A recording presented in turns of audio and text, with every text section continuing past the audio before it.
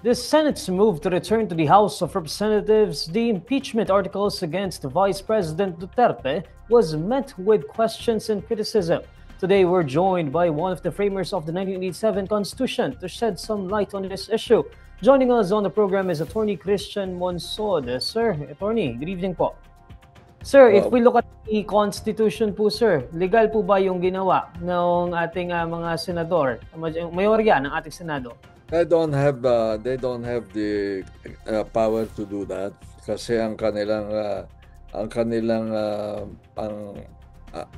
under the Constitution, ang kanilang their power and their duty is to try the case. Try issues regarding constitutionality of this or that or whatever. That is up to the Supreme Court. It's not up to them to decide, well, this is unconstitutional. Where do they get the power to do that? Yun nga, yung tanong, Attorney, no, saan galing yung power nila to do that? So, ano po pakiramdam ninyo? What were you feeling when you were watching things unfold last night? Na parang may kanya-kanyang interpretasyon ng Constitution. Here you are, one of the framers of the Constitution, saying, ito yung ibig sabihin namin when we were framing this Constitution. Yet, may kanya-kanya silang interpretasyon. They were railroading a wrong power. No? So, when you watch the senators, there's something wrong with them. Siguro they don't realize what their responsibility and accountability to the poor are. Right? What is it is the Article 11 where the poor are accused, the public official for betraying the public trust. That's public office is a public trust, and all public office are required to be responsible, to have integrity, to have loyalty, to have efficiency, and then of course the patriotism and justice, and lead modest lives. So if there are people who are accused of betraying the public trust, that they are not performing the way they should, of course the first question is, sino ba sila? Are they? How did they get into office? It is by the vote of the people, because they are the public servants and the agents of the people. Because sovereignty resides in the people. Diba? So, yung ngayon, parang they're taking off on their own in order to derail or stop the impeachment process. And parang they're acting more like the lawyers of the Vice President rather than the public servant and the agents of the people.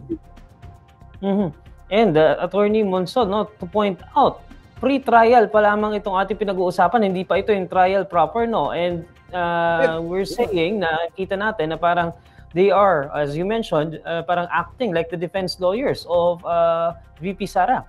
Well, sa akin naman, where is their integrity? They forget who they are. They are the people's senators, and therefore they should follow the constitutional provision that gives them the power to conduct the trial, but no other power. I mean, if there is a constitutional issue, then it should be brought to the right venue, which is the Supreme Court. Well, actually, di ba, the Vice President has already filed a petition in the Supreme Court regarding this issue of whether it is more than one impeachment charge within 1 year. So sa akin, the questions they raise they, wait for the Supreme Court. Now, pag ang Supreme Court, I think the Vice President also asked for injunction or to stop the process. And the Supreme Court has not issued that. So if no injunction or no stoppage is issued by the Supreme Court, the Senate has an obligation to continue with the trial.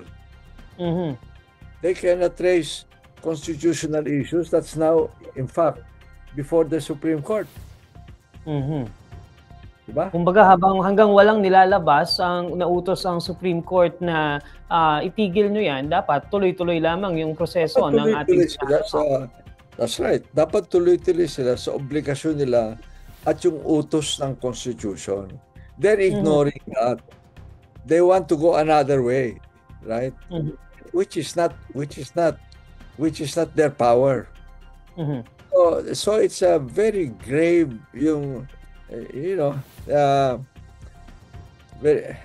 very grave of the senators discretion, grave abuse of discretion of the senators who engaged in this grave abuse of discretion, which up to the Supreme Court to determine. And who can go to the Supreme Court? Maybe the House. But we, the people, can go to the Supreme Court and say to them if they abuse their discretion, amount to lack or excess of jurisdiction. It's a very important provision of the Constitution, so that there's always a check and balance in the system. That is what. So they can't get away with this. They can just derail or stop this and say, "Hey, pase ang Constitution na." They cannot say that, right? They cannot use that as an excuse. That's not for them to determine. Attorney Monsod, you were saying kanina na walang power na ganito ang Senado na ibalik sa House of Representatives yung articles of impeachment laban kay Vice President Sara Duterte, no? So, what do you make? Parang ano yung nararamdaman nyo pag nakikita ninyo na kahapon dito sa Senado, merong mga ganitong motion, tapos pagbobotohan nila, ngayon ibinalik na nila sa Senado, and you knowing na wala naman ito sa ating konstitusyon. And now, kanina, ang sabi ni Senate President Chis Escudero is, if gusto nyong questionin yung mga ginawa namin, then iangat ninyo yan sa Supreme Court. But with that aside, Attorney Monsod, the argument here is, wala ka na dapat iaakyat kung sumunod lang tayo sa konstitusyon. Do you agree? Yes. Yung mga salita nila, meron pa nga senator sinabi na yung pagbalik or remand of the articles of impeachment, yung petition ng prosecutors, yun sabi niya, it's a tantamount to a dismissal of the case. Kanya-kanyang interpretasyon tatlong senators daw ang nagsabi noon na saya kasi that's tantamount to a dismissal. So ang intent nila is that's the intent, is to dismiss it, and they're going through all of these things para ma-dismiss yung case.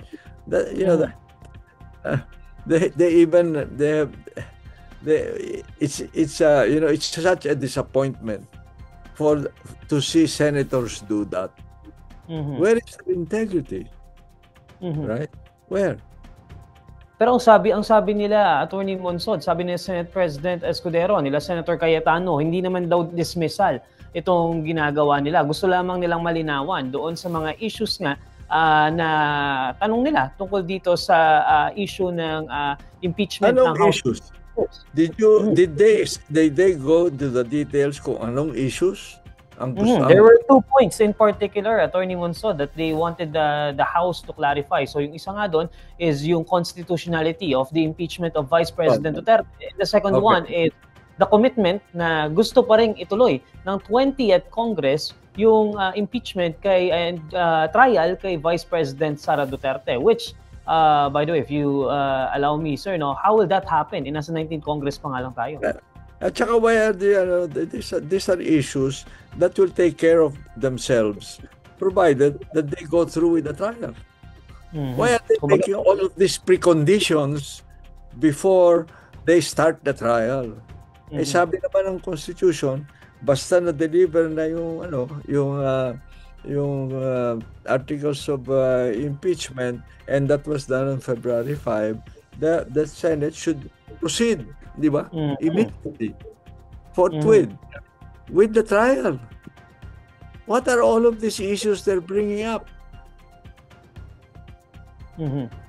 Di ba? So, what you're saying, Atty. Monsod, if I'm getting you correctly, is kung talagang may concern sa ganyan, ba't hindi na lamang pag-usapan sa mismong trial?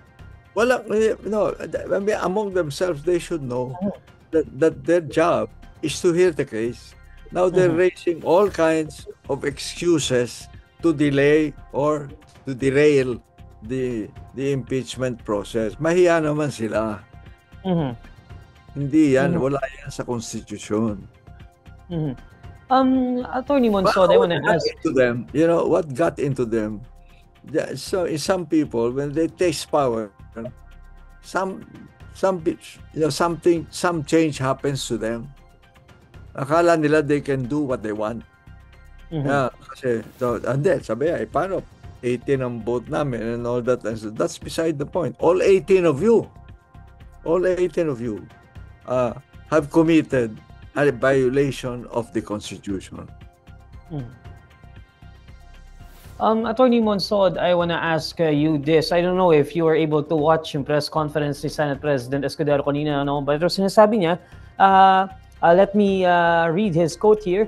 Hindi kami magkapantay pagdating sa bagay na ito. Hindi ito House at Senate kung saan co-equal ang mga ahensyang yan. Sa parte ng impeachment, Korte ang Senado, prosecutor ang Kamara. Ano po masasabi niyo sa komentong ito ni Senate President Jesus Escudero? So what's his point? I don't get his point. Sabihin niyo, hindi equal kasi sila ang judge at ang House is prosecutor lang.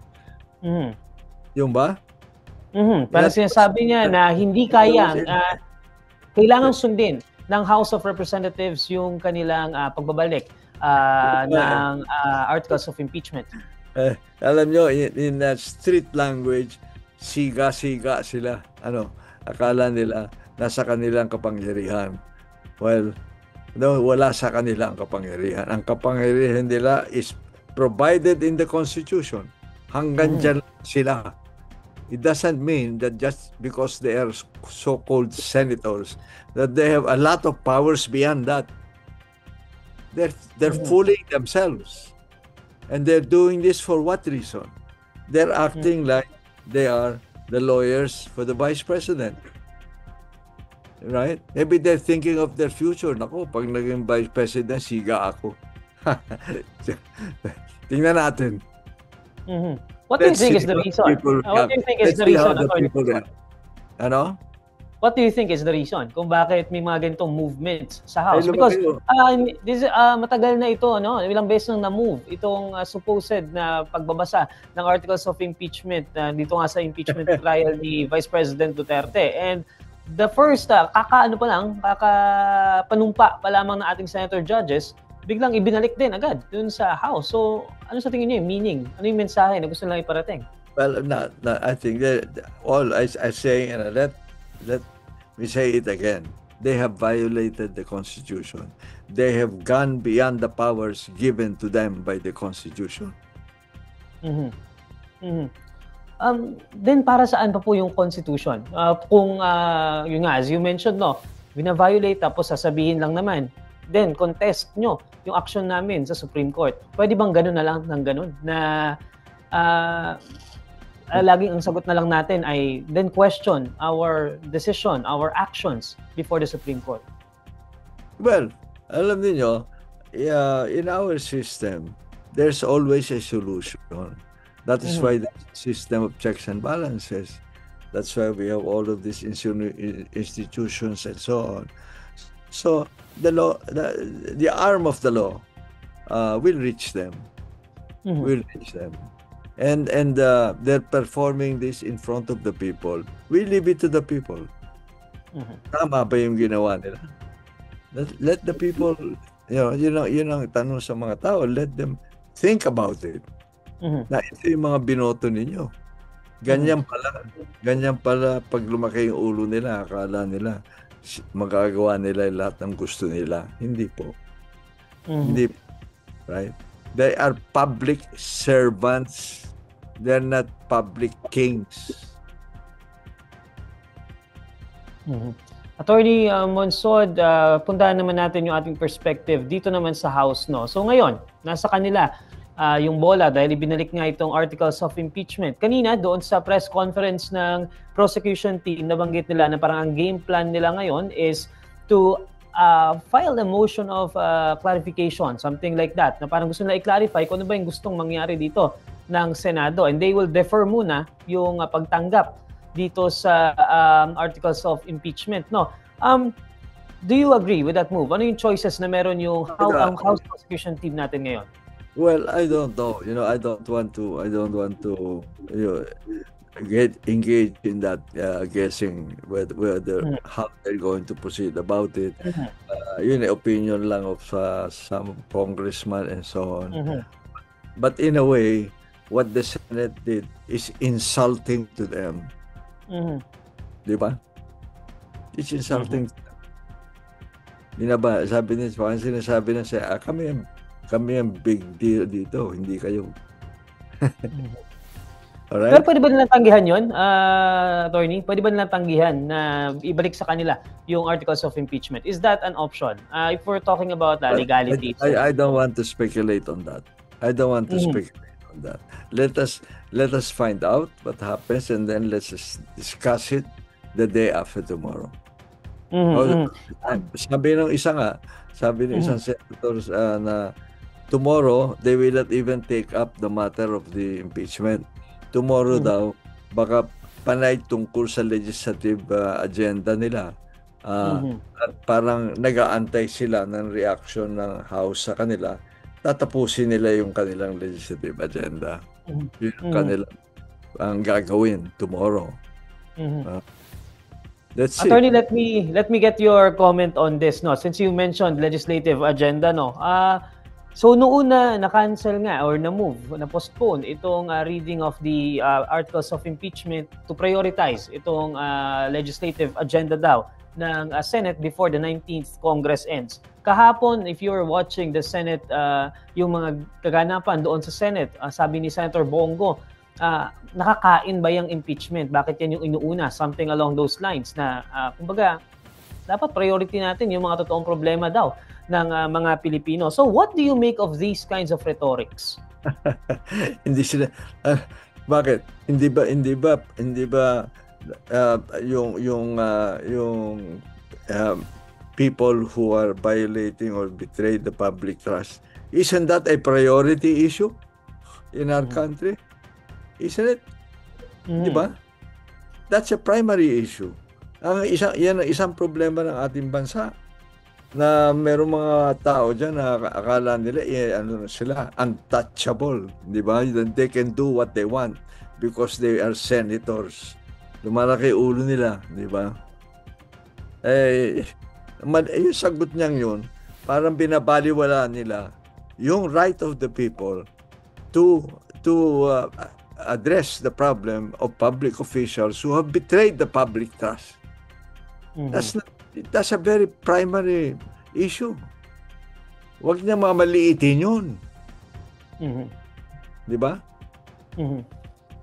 So sir, just one last question. No? As one of the framers of the Constitution, pag naririnig nyo, sir, yung mga debate tungkol sa interpretasyon ng konstitusyon. Katulad yung sa fourth wheel, grabe, napakahabang mga debate, yung para lamang doon, masettle, kung ano ba yung sabihin talaga ng word na fourth wheel. And kagabi nga, nagkaroon ng remand, return, dismiss, ano ba talaga yung gagamitin dyan? What do you make of that as one of the framers of the Constitution? Well, I think, maybe it's true, no? Kasi sabi ng survey, 73% of the people have not read or known very little about the Constitution. So sila kasama siguro dun sa 73%. So maawa ang Diyos na lang na sa atin they will learn their lesson eventually, I hope. Sir, last question na lamang, to moving forward na lamang po. Kasi by the looks of it, today is the last session day dito ng 19th Congress, no? Do you think this can cross over to the 20th Congress? The what? Sorry? Do you think the impeachment trial can cross over to the 20th Congress? Yes. Yes. I'm sure it can cross over. Although we might expect na i-contest din yan sa Supreme Court, no, Attorney? Well, alam nyo, gusto niya i-derail nila dito, tapos naman bawal ilipat dun sa ano. In other words, they want to kill the impeachment charges, right? And the Constitution is very clear. And they ignore the Constitution, they do something else. Ang end result, nagsurong gusto nila, walang impeachment trial. Kaya sinasabing gano'n. Dinidelay nila, kung anong questions ang kanila nire-raise, tapos at the same time, sasabihin nila, hindi naman pwedeng matuluyan dun sa 20th Congress. Di ba? Napakababaw pa nila. Mayroon ba? May nabasa po akong comment and opinion ni Attorney Makalintal, no? And sabi niya, we run doon sa risk na because we remanded the impeachment complaint back to the House, and if it reaches the 20th Congress, it will be tantamount to making a substantial amendment of the case. Kapag may substantial amendment doon sa ating kaso, baka biglang i-apply doon yung 1-year impeachment ban na sinasabi. So can we posible po ba yun na mangyari? Yeah, well, they probably do everything they can, no, to derail or stop the impeachment process. So I would not put it beside them to do something, even something very silly. Okay po, maraming salamat, Attorney Christian Monzon, one of the framers of the 1987 Constitution.